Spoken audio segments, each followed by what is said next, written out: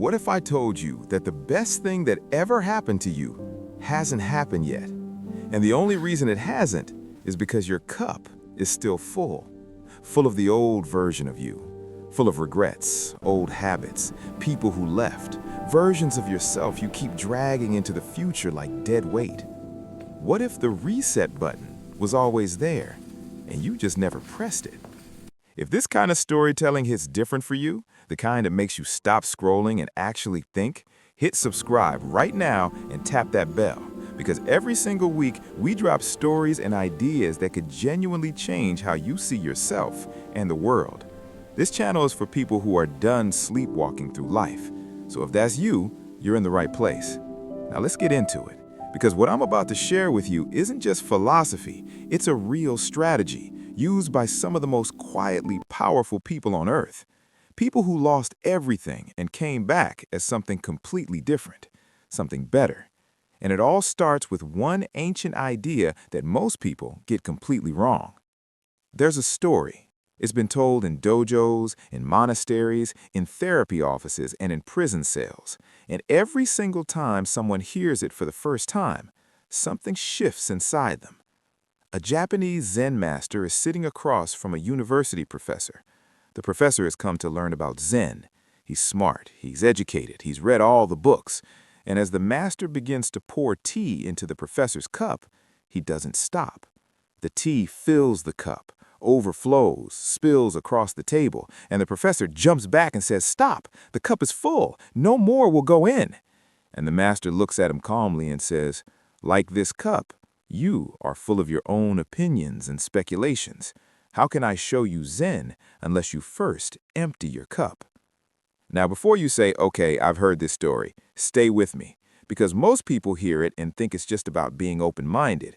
That's not what this is about. What this story is really about is survival.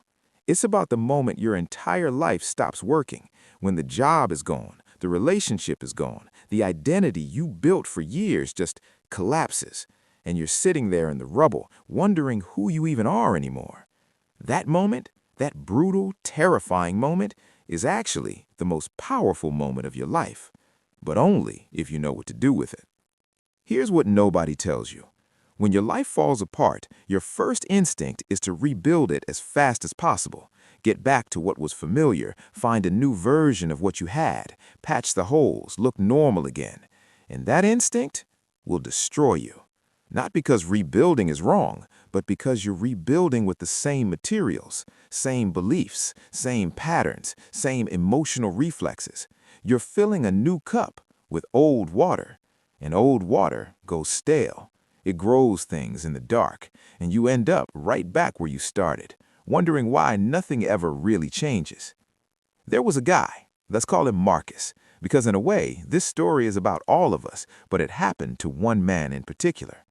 Marcus was 34 years old. He had a six-figure job in finance, a beautiful apartment in the city, a relationship he thought was heading towards marriage. He had the whole picture, the kind of life that looks incredible from the outside, the kind you post about, the kind other people reference when they say, "He's doing well."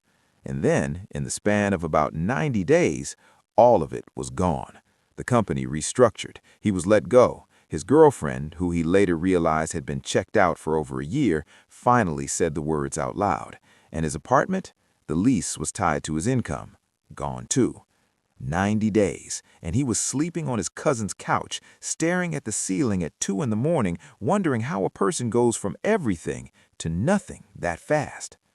Now here's where most people's story goes one of two ways. Either they spiral, and I mean really spiral, into substances, into depression, into bitterness that calcifies over years into something unrecognizable, or they go into overdrive. They hustle manically to get back what they lost. They chase the old life like it was the only life. Marcus did the second one first. He started applying for jobs the same week, same industry, same type of role, same city. He went on dates within the month because the silence was too loud. He was rebuilding as fast as he could because stopping meant feeling it, and feeling it meant admitting something he wasn't ready to admit yet. That maybe, just maybe, the life he lost wasn't actually the life he wanted. That thought stopped him cold one night. He was sitting in his cousin's kitchen at midnight, eating cereal because there was nothing else, and this thought crept in from somewhere quiet. What if this isn't a loss? What if this is a door? He didn't act on it immediately. That's not how it works. But something small cracked open, and that crack is everything. Here's the first real principle of the empty cup strategy, and I need you to actually hear this, not just nod along. The principle is this: you cannot build a new life on top of an old identity. Read that again. You cannot build a new life on top of an old identity. Most people, when they start over, they change their circumstances, but they keep their story. They move to a new city, but they carry the same narrative. I'm the guy who got cheated on. I'm the person whose business failed. I'm someone who doesn't get lucky. The circumstances change, the inner monologue doesn't. And the inner monologue is the operating system. If you don't update the operating system, the new apps crash just like the old ones. Marcus started doing something unusual. He stopped rebuilding completely. He gave himself 60 days, 2 months, where the only goal was to understand himself without the scaffolding. No job title, no relationship label, no apartment, no neighborhood, no social group that defined him. Just him, alone with himself, maybe for the first time in his adult life. And it was uncomfortable in ways he didn't have language for. He described it later as like meeting a stranger who lives in your body. Because when you strip away all the external things that told you who you were, you have to actually figure out who you are. And most adults have never done that. We go from our parents' identity, to our school's identity, to our job's identity, to our partner's identity. We collect labels like armor, and we never ask, underneath it all, what's actually there? Now here's the part that changes everything, and this is where the empty cup strategy goes from idea to weapon. Because emptying the cup isn't just about letting go of the bad stuff. That's the part people miss. It's about letting go of the good stuff too. The achievements you're proud of, the reputation you've built, the version of yourself that other people admired. Because here's the brutal truth. Sometimes the thing holding you back from becoming who you need to be is who you used to be. The old success becomes a ceiling. The old identity becomes a cage. You're so committed to being the person you were that you can't become the person you're meant to be.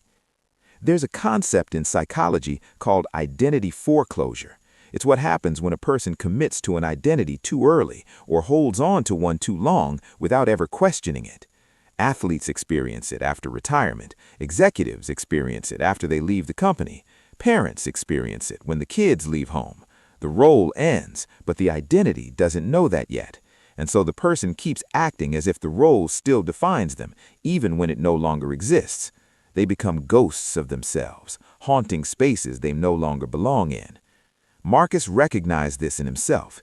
He had been the finance guy since he was 22, 12 years of that being his entire personality, and when finance disappeared, he had no idea who he was without it. Here's the second principle of the empty cup strategy. Emptying is not the same as destroying. This is critical. When people hear start from zero, they think that means erasing everything, burning it all down, rejecting who you were. But that's not it.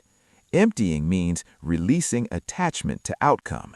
It means holding your past lightly instead of gripping it like a life raft. Your experiences, your skills, your relationships, those aren't erased. They're distilled. They become wisdom instead of weight. The man who fails at a business for 3 years doesn't lose those 3 years when he walks away. He carries every lesson, every contact, every hard-won insight into whatever comes next. The only thing he loses is the ego investment in that specific outcome. And losing that is a gift.